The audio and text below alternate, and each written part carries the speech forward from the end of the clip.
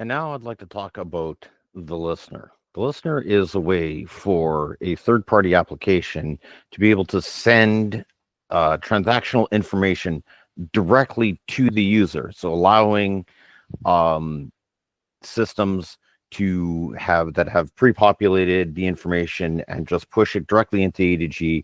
So the cashier, all they have to do is go through there and take payment. So in order to show this, I don't have a third-party system through here, so I'm going to simulate it through a program called Postman. So this is going to get a little bit technical, but we'll talk about a little bit from here.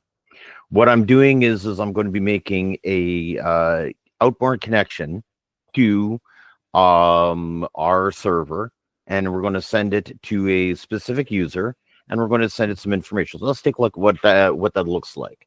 So what we have here is we're sending some information. This is a transaction ID. The idea being is some way for the third party to find that sale in the A to G system, some way for them to link it. The employee, so who that actually is, who this employee is, and how to send it. And just like we talked about before with being able to log in through Access Directory, it would be the Access Directory user that they would go in and push in, and then would have an item that they can go and send in this case. In this case, right now, what we have is we're sending in the item QW14. We're sending in a price of $240.